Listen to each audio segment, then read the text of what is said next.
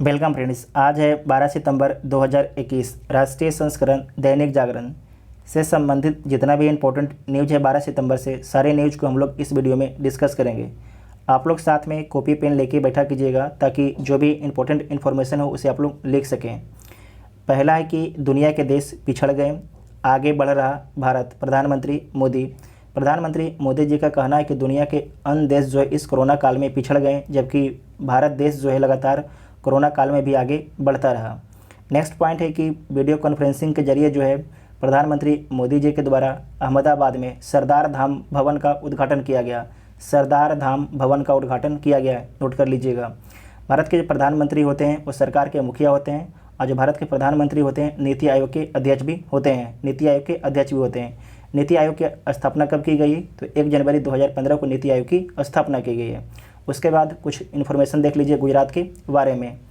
Information है कि पहला कि भारत का पहला हरित औद्योगिक शहर कौन सा है? तो कांडला है। ठीक है, भारत का पहला हरित औद्योगिक शहर आपके कांडला गुजरात में स्थित है।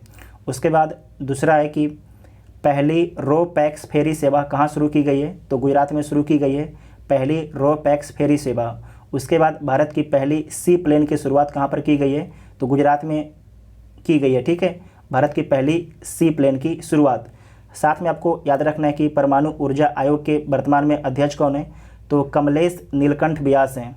कमलेश नीलकंठ व्यास जो हैं वर्तमान में परमाणु ऊर्जा आयोग के अध्यक्ष हैं। ये बहुत बार एग्जाम में पूछा जाता है। उसके बाद आपको याद रखना है कि शिकागो में जो है विश्व धर्म सम्मेलन कब हुआ था? तो 11 सितंबर 1993 को 11 सितंबर 1993 को हुआ था। इसमें कौन शामिल होने के लिए भारत की तरफ से गए थे? तो भारत की तरफ से विवेकानंद शामिल होने के लिए गए थे। ठीक है, स्वामी विवेकानंद। नेक्स्ट न्यूज है कि जयशंकर ने कहा नाटो जैसा नहीं है क्वाड। नाटो इतिहास की बात है, जबकि क्वाड जो है भविष्य की। एस जयशंकर के द्वारा बोला गया। एस जयशंकर जो है भारत के विदेश मंत्री हैं। उसके बाद जो ऑस्ट्रेलिया के विदेश मंत्री हैं मैरिस पायने, इनके द्वारा बोला गया कि क्वाड से जो है समावेशी दुनिया का विकास होगा। जो क्वाड है इक्वाड, ठीक है, QUAD क्वाड, इसमें कितने देश हैं? तो इसमें 4 देश हैं। कौन कौन देश हैं? तो भारत है, अपना देश भारत, ठीक है। उसके बाद आपकी यूएसए है। उसके बाद आपका इसमें आ जाएगा जापान हो जाएगा, और उसके बाद ऑस्ट्रेलिया हो जाएगा। ठीक है, 4 कंट्री इसमें है। इसमें चारों कंट्री के जो प्रमुख हैं ये शामिल होंगे। इस महीने 24 सितंबर को बैठक का आयोजन किया जाएगा यूएसए में। ठीक है, यूएसए में जो है 24 सितंबर को बैठक का आयोजन किया जाएगा, जिसमें भारत के प्रधानमंत्री मोदी, जबकि अमेरिका के राष्ट्रपति जो बाइडन और जापान के प्रधानमंत्री सुगा शामिल होंगे, और ऑस्ट्रेलिया के प्रधानमंत्री स्कॉट मॉरिसन शामिल होंगे। ठीक है, स्कॉट मॉरिसन शामिल होंगे। इतना आप सभी को याद रखना है। उसके बाद आप नाटो के बारे में देखिए। नाटो, सबसे पहले जो नाटो है इसका फुल फॉर्म क्या होता है? नॉर्थ अटलांटिक ट्रीटी ऑर्गेनाइजेशन इसका फुल फॉर्म होता है। इसकी स्थापना कब की गई? तो 4 अप्रैल 1949 को इसकी स्थापना की गई, और इसका हेडक्वार्टर कहाँ पर है? तो ब्रुसेल्स बेल्जियम में इसका हेडक्वार्टर है। ठीक है, ब्रुसेल्स बेल्जियम में इसका हेडक्वार्टर है। इसमें कितने देश हैं? तो इसमें 30 देश हैं। इसमें आपको याद रखना है कि 28 आपके यूरोपियन यूनियन के हैं, और 2 जो आपके हैं 28 यूरोपियन यूनियन के नहीं, क्योंकि यूरोपियन यूनियन में अब तो 27 कंट्री बना है ना। तो आपको याद रखना है कि इसमें 27 यूरोपियन यूनियन, 1 आपकी इंग्लैंड हो जाएगा, और 2 आपकी नॉर्थ अमेरिका के कनाडा और अमेरिका। ठीक है, तो इसमें टोटल आपकी 30 कंट्री हैं। सबसे लास्ट में कौन सा कंट्री शामिल हुआ है? 30वां कंट्री, तो आपको ध्यान रखना है मैसेडोनिया। ठीक है, मैसेडोनिया सबसे लास्ट में शामिल हुआ है। इसका आप लोग को हम मैप भी दे देंगे। इसका मैप आप लोग देख लीजिएगा ढंग से। नेक्स्ट न्यूज है कर्नाटक उत्तराखंड के बाद जो है गुजरात में नेतृत्व का परिवर्तन हो गया। जो गुजरात के सीएम थे विजय रूपानी, इनके द्वारा इस्तीफा दे दिया गया है। जो गुजरात है, गुजरात के राज्यपाल कौन है? तो आचार्य देवव्रत हैं, इसे लिख लीजिएगा। उसके बाद है कि बीच कार्यकाल में पद छोड़ने वाले 14वें मुख्यमंत्री बन गए हैं विजय रूपानी। ठीक है, ये भी इंपॉर्टेंट पॉइंट है, इसे भी नोट कर लीजिएगा। उसके बाद नेक्स्ट है कि किराए पर ट्रेन लेकर निजी कंपनियां भी करा सकेगी सैर, मतलब कि पर्यटन करा सकती हैं। इसमें आपको याद रखना है कि देश की पहली जो है कॉरपोरेट सेक्टर की पहली ट्रेन कौन सी है, मतलब निजी क्षेत्र की पहली ट्रेन कौन सी है, तो तेजस एक्सप्रेस है, तेजस एक्सप्रेस। फिर से बोल देते हैं कि देश की कॉरपोरेट सेक्टर की पहली ट्रेन कौन है, तो तेजस एक्सप्रेस है। यहाँ पर लिख देते हैं हम तेजस एक्सप्रेस। ये कहाँ से कहाँ के बीच में चली थी, तो लखनऊ से दिल्ली के बीच में चली थी, ठीक है, लखनऊ से दिल्ली के बीच में चली थी और इसका हरी झंडी दिखाए थे उत्तर प्रदेश के मुख्यमंत्री योगी आदित्यनाथ ने। नेक्स्ट न्यूज है राष्ट्रीय राजधानी दिल्ली से भादों में लगी सावन की झड़ी, 46 साल का रिकॉर्ड टूटा आपके दिल्ली में बारिश से। शनिवार को जो है 1944 के बाद पहली बार हुई सितंबर में इतनी अधिक बारिश। आज भी बारिश के आसार हैं दिल्ली में, तो जो भी दिल्ली में है आज बाहर निकलने का प्रयास कम ही कीजिएगा, ठीक है। नेक्स्ट न्यूज है कि सीबीएसई ने NEP 2020 के लिए एकलव्य श्रृंखला शुरू की। सबसे पहले CBSE, इसका फुल फॉर्म क्या होता है, central board of secondary education, केंद्रीय माध्यमिक शिक्षा बोर्ड, केंद्रीय माध्यमिक शिक्षा बोर्ड। उसके बाद है NEP new national education policy 2020। CBSE ने जो है IIT गांधीनगर के साथ मिलकर एकलव्य श्रृंखला की शुरुआत की है। तो किस लिए शुरुआत की है कि NEP new national education policy 2020 को लागू करने के लिए, खाका तैयार करने के लिए, ठीक है, एकलव्य श्रृंखला की शुरुआत की गई है। उसके बाद नेक्स्ट पॉइंट है कि बढ़ती आबादी का सिरदर्द और परिसीमन की समस्याएं। इसमें आपको याद रखना है कि परिसीमन आयोग, नई निर्वाचन क्षेत्रों का निर्माण, फिर से बोलते हैं ध्यान से सुनिएगा, नई, जैसे कि यहाँ पर कोई एक क्षेत्र था, ठीक है, एक निर्वाचन क्षेत्र था, जनसंख्या बढ़ गया तो नए निर्वाचन क्षेत्रों का निर्माण, इसमें से जैसे कि मान लीजिए लोकसभा का पहले 1 सीट था, अब इसे कर देगा 2 सीट, ठीक है। तो नई निर्वाचन क्षेत्रों का निर्माण और उनकी सीमा का निर्धारण, इनका सीमा का निर्धारण परिसीमन आयोग के द्वारा किया जाता है। लोकसभा और विधानसभा की सीटों के चुनाव का निर्धारण जो है परिसीमन आयोग के द्वारा ही किया जाता है। उसके बाद आपको याद रखना है कि संविधान में आर्टिकल 82, ठीक है, आर्टिकल जो है 82 के तहत जो है केंद्र सरकार द्वारा प्रत्येक जनगणना के पश्चात परिसीमन आयोग का गठन किया जाता है। फिर से बोल देते हैं कि संविधान में जो है आर्टिकल 82 के तहत केंद्र सरकार द्वारा प्रत्येक जनगणना के पश्चात परिसीमन आयोग का गठन किया जाता है। अच्छा क्वेश्चन है, एग्जाम में पूछा जाता है। उसके बाद नेक्स्ट न्यूज है कि अफगानिस्तान पर एकजुट हो विश्व समुदाय, भारत के द्वारा बोला गया है। भारत और ऑस्ट्रेलिया की पहली, इस बात को ध्यान रखिएगा, भारत और ऑस्ट्रेलिया की पहली 2+2 वार्ता में केंद्र में रहा पड़ोसी देशों के हालात। भारत और ऑस्ट्रेलिया के बीच में जो है पहली 2+2 वार्ता हुई है और कहाँ पर हुई, नई दिल्ली में। याद रखिएगा, पूछा जाएगा कहाँ पर हुई है, नई दिल्ली में, नई दिल्ली में हुआ है। ऑस्ट्रेलिया के रक्षा मंत्री कौन है, पीटर डटन है, जबकि विदेश मंत्री हैं मैरिस पायने और भारत के प्रधानमंत्री हैं नरेंद्र मोदी। इतना आप सभी को याद रखना है। नेक्स्ट पॉइंट देखिए, छोटे मोटे विषयों पर जो है अध्यादेश ना लाएं दत्तात्रेय। दत्तात्रेय कौन है, तो जो दत्तात्रेय हैं बंडारू दत्तात्रेय, ये हरियाणा के राज्यपाल हैं। इनके द्वारा बोला गया है कि छोटा मोटा काम होता है उस पर सरकार जो है अध्यादेश ना लाए, हरियाणा सरकार। तो आपको याद रखना है कि जो अध्यादेश है आर्टिकल 123 के तहत जो है राष्ट्रपति जारी करते हैं अध्यादेश, जबकि जो राज्यपाल हैं किस आर्टिकल के तहत अध्यादेश जारी करते हैं, तो जो राज्यपाल होते हैं आर्टिकल 213 के तहत अध्यादेश जारी करते हैं। ये दोनों आपको नोट कर लेना है, दोनों इंपॉर्टेंट पॉइंट है। नेक्स्ट न्यूज है कि केरल में नहीं सुधर रहे हालात, 2/3 से ज़्यादा नए मामले मिले केरल में ही। सक्रिय मामले में भी मामूली बढ़ोतरी, कुल एक्टिव केस 3,91,000। 24 घंटे में जो है मिले 33,000 नए कोरोना के मामले, जिसमें से केवल एक ही राज्य केरल में ही मिल गया 25,000 केस, ठीक है। तो केरल में जो है अभी जो कोरोना की स्थिति है विकराल है। स्टेरॉइड और दर्द निवारक दवाई देने पर लगी रोक। जिनको भी डेंगू हो गया है, आगरा, मथुरा, फिरोजाबाद, मैनपुरी, एटा में, तो वहाँ पर बोला गया है कि जिनको भी अगर डेंगू हो जाता है उनको स्टेरॉइड और दर्द निवारक जो भी दवाइयाँ हैं उसे मत दीजिए, क्योंकि उसके देने से क्या होता है कि उस व्यक्ति का जो प्लेटलेट होता है वो कम होने लगता है और साथ में रक्तस्राव और मल्टीपल उसके और जो ऑर्गन है फेल कर जाते हैं, जिसके कारण उस व्यक्ति की मौत हो जाती है। ये दवाई के नाम आप लोग याद रखिएगा, ये दवाई आपसे एग्जाम में पूछा जा सकता है। इन दवाइयों को वहाँ पर अभी रोक लगा दी गई है कि ये दवाई अभी डॉक्टर जिनको डेंगू हो जाएगा उसको नहीं दे सकते हैं, ठीक है। नेक्स्ट न्यूज़ देखिए, अधर में अफगानिस्तान पेज से खबर है कि अफगान सैनिकों का सिर काटकर मनाया जश्न। अफगान सैनिकों के 100 को आतंकियों ने गोलियों से भून डाला। आप इस बात को समझिए कि जो तालिबान है एक व्यक्ति का सर काट दिया, ठीक है, एक व्यक्ति का सर काट दिया। सर काटने के बाद वो व्यक्ति तो उसकी डेथ हो गई, उसकी मौत हो गई, लेकिन जो तालिबान के आतंकवादी थे उनके लाश पर भी ये लोग गोली चला रहे हैं। बताइए, वो व्यक्ति जब उसका डेथ ही हो गया तो उसे मारने से क्या फ़ायदा है। लेकिन इन लोगों की सोच गिरी हुई है कि उस व्यक्ति के जो लाश है उस पर भी इन लोगों ने गोलियां चलाया। इससे बड़ा जो बोलता है ना मानवता का ह्रास नहीं हो सकता है, ठीक है।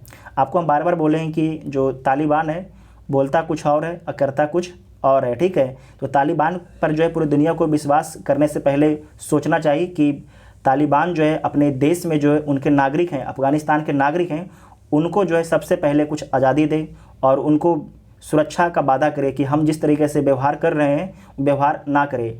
तालिबान के द्वारा बोला गया था कि जो भी अफ़गान के सैनिक हैं उन सभी को हम माफ़ करते हैं, तो उन लोगों ने क्या बोला कि हम माफ़ करते हैं, लेकिन यहाँ पर क्या न्यूज़ आया कि अफ़गान सैनिकों का सिर काट दिया। इसका मतलब क्या हुआ, अपने वादे से इन लोगों ने पलट गया है, ठीक है। आतंकी सरगना ने तालिबान के सुप्रीम नेता अखुंदजादा के समर्थन में लगाए नारे। जो अखुंदजादा हैं अभी अफ़गानिस्तान के प्रधानमंत्री बनेंगे। उसके बाद नेक्स्ट है कि तालिबान शासन में हज़ारा समुदाय को सता रही भविष्य की चिंता। जो हज़ारा समुदाय हैं ये सिया समुदाय के हैं, ठीक है, जो हज़ारा। तो जो अफ़गानिस्तान में कितने % लोग सिया हैं, तो 20% लोग सिया रहते हैं।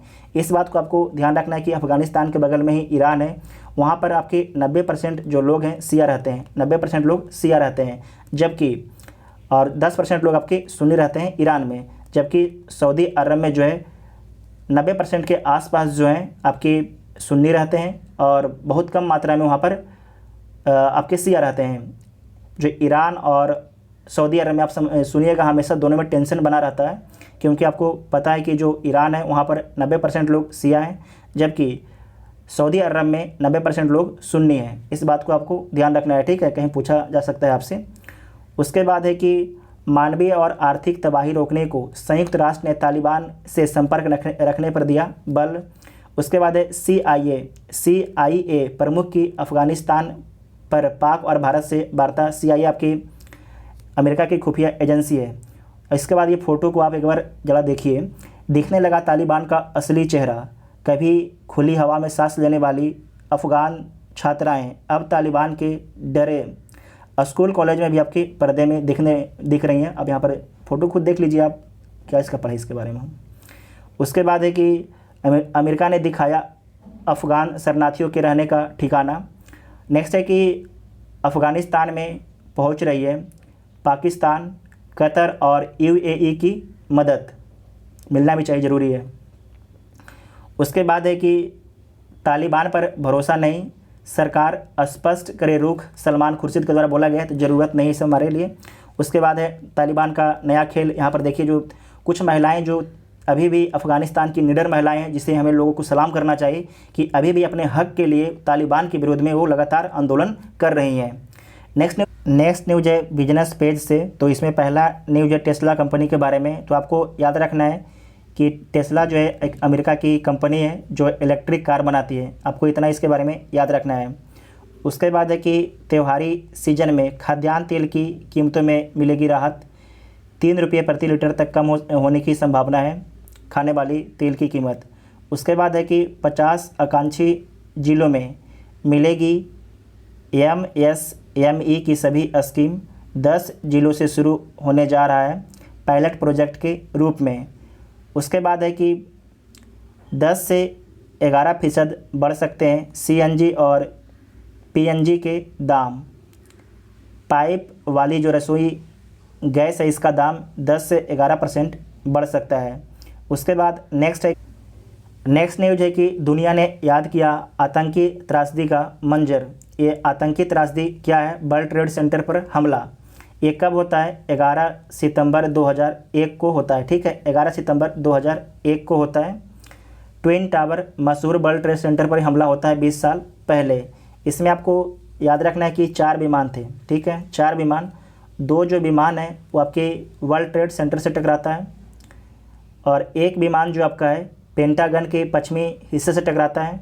और जो इसका चौथा विमान था, चौथा विमान जो है एक मैदान में क्रैश कर जाता है, जिसमें जो आपके प्लेन पर सवार नागरिक थे उन लोगों का बहुत बड़ा योगदान था। उन लोगों को पता चल गया था कि जो प्लेन है हाईजैक हो चुका है और प्लेन जो है न्यूयॉर्क की तरफ जा रहा है। तो उन लोगों ने किसी तरीके से लड़ झगड़ के जो है प्लेन को एक तरीके से क्रैश करवा दिया, ठीक है। उसमें जो उस प्लेन पर नागरिक थे उन लोगों का बहुत बड़ा योगदान है। जो आपके ये हमला कर जो चौथा प्लेन है जो क्रैश कर गया, इसका प्लान था कि हमला करेगा यूएसए कांग्रेस पर। इसमें कितने लोग मारे गए, तो इसमें आपके टोटल 3000 लोग मारे गए और करीब 25,000 लोग घायल हो गए थे। इसमें हाथ किसका बताया गया, तो इसमें बताया गया कि इसमें अलकायदा का हाथ था, अलकायदा का ओसामा बिन लादेन का। ओसामा बिन लादेन को जो है अमेरिका ने मार दिया 2 मई 2011 को पाकिस्तान के क्वेटा से, ठीक है। इसमें आपको याद रखना है कि जो अलकायदा को पनाह कौन दे रहा था, तो आज का जो तालिबान है उस समय तालिबान सत्ता में था। तालिबान सत्ता में कब से कब तक रहा, 1996 से 2001 तक आपकी सत्ता में रहा। जब वर्ल्ड ट्रेड सेंटर पर हमला हो जाती है, जब अमेरिका पर हमला हो जाती है, तो अमेरिका जो है तालिबान को सत्ता से हटा देता है हमला करके, ठीक है। इतना आप सभी को याद रखना है। नेक्स्ट न्यूज है कि अमेरिका में स्थापित होगा वैदिक विश्वविद्यालय। अमेरिका के शिकागो में जो है अंतर्राष्ट्रीय वैदिक कल्याण विश्वविद्यालय की स्थापना की जाएगी, इसे आप लोग लिख लीजिएगा। और यहाँ पर पढ़ाई जो होगा सनातन धर्म और हिंदू दर्शन यहाँ पर पढ़ाया जाएगा, सनातन धर्म और हिंदू दर्शन पढ़ाया जाएगा। उसके बाद नेक्स्ट न्यूज है कि अमेरिका ने सऊदी अरब से हटाई मिसाइल रक्षा प्रणाली।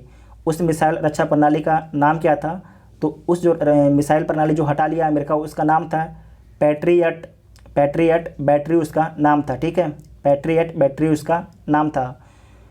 इसमें आपको याद रखना है कि जो मिसाइल रक्षा प्रणाली है यूएसए ने आपके सऊदी अरब में लगाया था, जिसे अब यूएसए वापस हटा लिया है। इसमें आपको एक चीज़ और भी याद रखना है कि जो आपकी पैट्रियट बैटरी मिसाइल है ये सतह से हवा में मार करने वाला मिसाइल था। साथ में आपको याद रखना है थार्ड मिसाइल किसका है, थार्ड मिसाइल भी आपके यूएसए का है, एक बार यूपीएससी इस क्वेश्चन को पूछ चुका है। साथ में आपको याद रखना है कि बैलिस्टिक मिसाइल और क्रूज मिसाइल में क्या अंतर होता है। तो जो बैलिस्टिक मिसाइल होता है एक बार वायुमंडल के बाहर चला जाता है, जो रडार के पकड़ में आसानी से आ जाएगा, जबकि जो क्रूज मिसाइल होता है वह स्थल के समान, जो स्थल है उसका समानांतर चलता है, ठीक है, क्रूज मिसाइल। ये दोनों आप बात याद रखिएगा। जो बैलिस्टिक मिसाइल है एक बार वायुमंडल से बाहर चला जाता है, उसके बाद दोबारा वायुमंडल के अंदर प्रवेश करता है, जबकि जो क्रूज मिसाइल है ये बहुत कम ऊंचाई पर उड़ता है, जो रडार में पकड़ में नहीं आता है, ठीक है। इतना आप सभी को याद रखना। नेक्स्ट न्यूज है कि दुनिया पर फिर मंडराया आतंकी खतरा। यदि विश्व समुदाय को तालिबान को नियंत्रित करना है तो उसे पाकिस्तान पर दबाव बनाना होगा। जब 11 सितंबर 2001 को अमेरिका पर हमला हुआ था तो उस समय अफ़गानिस्तान में तालिबान की ही सरकार थी, ठीक है। जो अमेरिका पर हमला हुआ था वो हमला करने वाला कौन था, बोला जाता है कि अलकायदा संगठन था, ठीक है, अलकायदा संगठन था। जो अलकायदा संगठन है उसका संरक्षक तालिबान था, ठीक है, मतलब कि तालिबान के शासनकाल में जो है अलकायदा फल फूल रहा था। तो अब क्या हो गया है कि 2021 में दोबारा तालिबान का अफ़गानिस्तान पर कंट्रोल हो गया है। तो फिर से तालिबान जो है आतंकवादियों का संरक्षण देना ना शुरू कर दे और वो आतंकवादी पूरे दुनिया पर जाके हमला करना शुरू ना कर दे। तो इसीलिए बोला गया है कि पूरे दुनिया को जो है पाकिस्तान को अपने कंट्रोल करना चाहिए, पाकिस्तान पर दबाव बनाना चाहिए कि तुम जो है तालिबान को इस बात को बोलो कि तुम्हें जो है कोई भी आतंकवादी को अपने देश में पनाह नहीं देना है। उसके बाद नेक्स्ट पॉइंट आपको ध्यान रखना है कि चीन की दोगली नीति, जो चीन है उसकी दोगली नीति क्या है कि पहला तो आतंकवाद का एक साइड आपकी विरोध करता है, दूसरी साइड जो है चीन तालिबान को अपने देश में बुलाकर उसकी मेहमानबाजी करता है। साथ में चीन के द्वारा बोला गया है कि हम अफ़गानिस्तान में 3.1 करोड़ डॉलर का मदद देंगे तालिबान को, ठीक है, 3.1 करोड़ डॉलर का हम मदद देंगे तालिबान को, ठीक है। उसके बाद जो तालिबान है इसके द्वारा बोला गया कि दुनिया भर के मुसलमानों के मामले हम उठाएंगे। तो इसमें आपके जो भारत के जम्मू कश्मीर है वो भी शामिल हो जाता है और चीन के उइगर मुसलमान और जो रूस के मुसलमान हैं वो भी शामिल हो जाते हैं। लेकिन ये भविष्य में देखना है कि किस किस मुद्दे को तालिबान उठाता है, ठीक है। उसके बाद आइए देखते हैं नेक्स्ट पॉइंट। माता पिता को विमान यात्रा कराने का सपना पूरा नीरज चोपड़ा। तो आपको याद रखना है कि नीरज चोपड़ा के बारे में, नीरज चोपड़ा जो है किस खेल से संबंधित हैं, तो जेवलिन थ्रो से संबंधित हैं। इनके द्वारा जो है टोक्यो ओलंपिक में भारत के लिए गोल्ड मेडल जीता है, टोक्यो ओलंपिक में भारत के लिए गोल्ड मेडल जीता है। नेक्स्ट न्यूज देखिए, लद्दाख में पक्षियों की 3 नई प्रजातियां पहली बार मेहमान बनकर आईं, तो उनका नाम आप लिख लीजिए। जो पहली प्रजाति है उसका नाम है ब्रुक्स लीफ बाबलर, ठीक है। दूसरा प्रजाति का नाम है आसी दरोगा, और तीसरा जो प्रजाति है उनका नाम है बिलत्स पिपिट, ठीक है। ये तीनों नाम आपको याद रखना है। उसके बाद है कि हिम तेंदुआ लद्दाख का राजकीय पशु है, इसे लिख लीजिएगा। जो हिम तेंदुआ है लद्दाख का राजकीय पशु है, जबकि काली गर्दन वाले सारस राजकीय पक्षी है, दोनों लिख लीजिएगा। जो हिम तेंदुआ है इसे बोला जाता है स्नो लियोपर्ड, जो राजकीय पक्षी है, राजकीय पशु है आपका लद्दाख का। उसके बाद जो काली गर्दन वाला सारस है जिसे बोलते हैं ब्लैक नेक्स्ट क्रेन, ये आपके राजकीय पक्षी है लद्दाख का। उसके बाद आपको याद रखना है कि हेमिस राष्ट्रीय उद्यान ये कहाँ पर है, तो लद्दाख में स्थित है, जो हिम तेंदुआ के लिए प्रसिद्ध है। इतना आप सभी को याद रखना है। कश्मीर के हाईवे पर भी उतरेंगे युद्धक विमान। आपात स्थिति के लिए दक्षिण कश्मीर में श्रीनगर जम्मू हाईवे पर बनाई जा रही है हवाई पट्टी, तो इसे भी आपको याद रखना है। उसके बाद है गंगा सागर के नए कपिल मुनि मंदिर जो है समुद्र में समा जाने का खतरा इसका बढ़ गया है, क्योंकि जब से जो यास तूफान आया था, यास तूफान, ठीक है, उसके कारण क्या हुआ कि पानी का जो लेवल है जो कपिल मुनि मंदिर है उसके आसपास पहुंच गया है, तो ये जल्दी ही हो सकता है कि पानी में समा जाए, ठीक है। और याद रखना है कि आपको जो कपिल मुनि मंदिर है ये कहाँ किस राज्य में स्थित है, तो वेस्ट बंगाल पश्चिम बंगाल में स्थित है, ठीक है। पूछा आपसे जा सकता है इसका लोकेशन। नेक्स्ट है कि डार्डेनल्स को पार करने वाले दुनिया के पहले शख्स बने मिहिर सेन। सबसे लंबी दूरी के तैराक रहे भारत के मिहिर सेन ने 1966 में आज ही डार्डेनल्स जलडमरू को पार किया। वह ऐसा करने वाले दुनिया के पहले शख्स बने। एक वर्ष के दौरान जो है 5 महाद्वीपों के 7 समुद्र को पार करने वाले दुनिया के पहले शख्स थे। जो आपको डार्डेनल्स जल संधि है, स्ट्रेट है, ये आपकी जो टर्की है, टर्की के आपके बेस्ट में, ठीक है, टर्की के बेस्ट में। इसका मैप भी हम आपको दे देंगे, इसका मैप आप लोग देख लीजिएगा, ठीक है। उसके बाद है द्वितीय गोलमेज सम्मेलन में शामिल होने के लिए लंदन पहुंचे महात्मा गांधी जी। इसमें आपको याद रखना है कि पहला गोलमेज सम्मेलन कब होता है 1930 में, दूसरा 1931 में, और तीसरा जो आपके होता है 1932 में होता है। जो कांग्रेस होता है, कांग्रेस सिर्फ द्वितीय गोलमेज सम्मेलन में शामिल होता है, और कांग्रेस की तरफ से जो प्रतिनिधित्व करते हैं द्वितीय गोलमेज सम्मेलन में ये आपके करते हैं गांधी जी। तीनों गोलमेज सम्मेलन में भीमराव अंबेडकर शामिल होते हैं, नोट कर लीजिएगा। नेक्स्ट है कि आयरन सप्लीमेंट को लेकर ना पाले भ्रम, बच्चे के विकास और मानसिक क्षमता में नहीं होता फायदा। 3300 बच्चों पर इसका हुआ है परीक्षण। तो जब भी अगर कोई आयरन सप्लीमेंट अपने मन से खा रहे हैं तो खाना बंद कर दीजिए, और जब तक डॉक्टर ना बोले जब तक आयरन सप्लीमेंट को नहीं लेना है, ठीक है, क्योंकि इससे साइड इफेक्ट भी हो सकता है, क्योंकि बहुत से बच्चे पर इसका साइड इफेक्ट जो है देखा गया है। उसके बाद नीचे में आपकी खट्टी मीठी खबर है, आप लोग इसे पढ़ लीजिएगा। आप लोग कमेंट करके जरूर बताइएगा आपको वीडियो कैसा लगा। अगर वीडियो आपको हेल्पफुल लगता है तो वीडियो को अपने दोस्तों में शेयर आप लोग जरूर कीजिएगा। Thank you.